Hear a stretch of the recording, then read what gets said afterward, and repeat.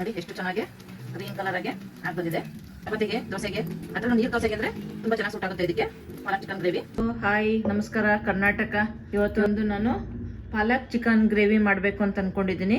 ಬೇಕಾಗಿರೋದು ಅರ್ಧ KG chicken ತಗೊಂಡಿದ್ದೀನಿ. ಸ್ವಲ್ಪ ಅರಿಶಿನ ಹಾಕೊಂತ ಇದ್ದೀನಿ, ಸ್ವಲ್ಪ ಉಪ್ಪು, ಸ್ವಲ್ಪ ಚಿಲ್ಲಿ ಪೌಡರ್, ಒಂದು ಅರ್ಧ ಸ್ಪೂನು ವಿನಿಗರ್ ಹಾಕೋತಾ ಇದ್ದೀನಿ. ಇಷ್ಟು ಸ್ವಲ್ಪ ಮಿಕ್ಸ್ ಮಾಡಿ ಮಾಡ್ಕೊಳ್ಳೋಣ. ಇದನ್ನು ಮಿಕ್ಸ್ ಮಾಡಿ ಒಂದು 10 ನಿಮಿಷ, ಕಾಲು ಗಂಟೆ ನೆನೆಯಕ್ಕೆ ಬಿಡಬೇಕು. ಕಲ್ಸ್ಕೊಂಡಾಗಿದೆ, ಸ್ವಲ್ಪ ಹೊತ್ತು ಮುಚ್ಚಿಟ್ಟು ನೆನೆಯಕ್ಕೆ ಬಿಡೋಣ. ಚಿಕನ್ ಕಲಸಿಟ್ಕೊಂಡಾಯ್ತು. ಇವಾಗ ಮಸಾಲೆ ರೆಡಿ ಮಾಡ್ಕೊಳ್ಳೋಣ. ಮೊದಲನೇದಾಗಿ ಇವಾಗ ಬಾಣಲಿ ಇಟ್ಕೊಂಡಿದ್ದೀನಿ. ಸ್ವಲ್ಪ ಎಣ್ಣೆ ಹಾಕೊತ ಇದ್ದೀನಿ. ಸ್ವಲ್ಪ ಶುಂಠಿ, ಸ್ವಲ್ಪ ಬೆಳ್ಳುಳ್ಳಿ, ಸ್ವಲ್ಪ ಈರುಳ್ಳಿ, ಇಷ್ಟು ಸ್ವಲ್ಪ ಚೆನ್ನಾಗಿ ಫ್ರೈ ಮಾಡ್ಕೊಳ್ಳೋಣ. ಖಾರಕ್ಕೆ ತಕ್ಕಷ್ಟು ಮೆಣಸಿನ್ಕಾಯಿ ಹಾಕೊಳ್ಳಿ. ಹಸಿಮೆಣಸಿನ್ಕಾಯಿ ಹಾಕೊಂಡಿದ್ದೀನಿ.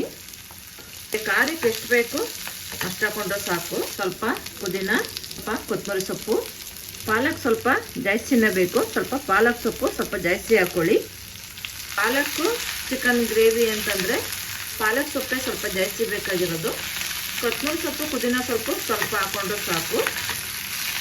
ಸ್ವಲ್ಪ ಎಣ್ಣೆಲೇ ನೀಟಾಗಿ ಚೆನ್ನಾಗಿ ಫ್ರೈ ಮಾಡ್ಕೊಬೇಕು. ಇಷ್ಟು ಫ್ರೈ ಆಗಿರೋ ಸಾಕು. ಇವಾಗ ಇದು ಫ್ರೈ ಆಗಿದೆ. ಇವಾಗ ಅದು ಮಸಾಲೆ ಎಲ್ಲ ಉಬ್ಕೊಂಡಾಗಿದೆ. ಚಿಕನ್ ಗ್ರೇವಿಗೆ ರೆಡಿ ಮಾಡ್ಕೊಳ್ಳೋಣ. ಸ್ವಲ್ಪ ಎಣ್ಣೆ ಹಾಕೊತ ಇದ್ದೀನಿ. ಸ್ವಲ್ಪ ಸಣ್ಣದಾಗಿ ಹಚ್ಚಿಟ್ಕೊಂಡಿರೋದು ಈರುಳ್ಳಿ, ಸ್ವಲ್ಪ ಈರುಳ್ಳಿ ಕೆಂಪಗೆ ಸ್ವಲ್ಪ ಚೆನ್ನಾಗಿ ಫ್ರೈ ಆಗಬೇಕು. ಏಕೆಂತಂದರೆ ಪಾಲಕ್ ಚಿಕನ್ ಗ್ರೇವಿಗೆ ಈರುಳ್ಳಿ ಸ್ವಲ್ಪ ಚೆನ್ನಾಗಿ ಫ್ರೈ ಆದರೆ ಟೇಸ್ಟ್ ಚೆನ್ನಾಗಿರ್ತದೆ. ಹಾಗಾಗಿ ಸ್ವಲ್ಪ ಚೆನ್ನಾಗಿ ಫ್ರೈ ಆಗಬೇಕು. ಅಷ್ಟು ಫ್ರೈ ಆಗಿರೋ ಸಾಕು.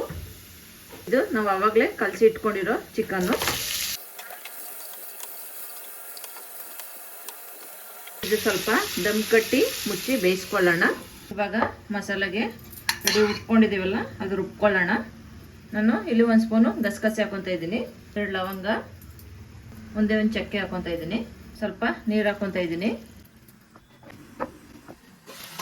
ಇದು ನೀಟಾಗಿ ದಮ್ಮಲ್ಲೇ ಫ್ರೈ ಆಗಿದೆ ಸಾಕು. ಫ್ರೈ ಆಗಿರೋದು. ಇವಾಗ ನಾವು ಮಸಾಲೆ ರುಬ್ಬಿಟ್ಕೊಂಡಿರೋದು ಮಸಾಲೆ ಹಾಕೊಳ್ಳೋಣ. ಇವಾಗ ಇದು ನೀಟಾಗಿ ಮಿಕ್ಸ್ ಮಾಡ್ಕೊಳ್ಳೋಣ.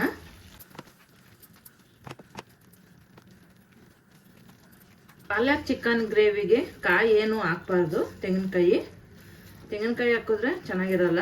ಹಂಗಾಗಿ ತೆಂಗಿನಕಾಯಿ ಏನು ಯೂಸ್ ಮಾಡೋದು ಬೇಡ. ಸ್ವಲ್ಪ ನೀರು ಹಾಕೊತ ಇದ್ದೀನಿ.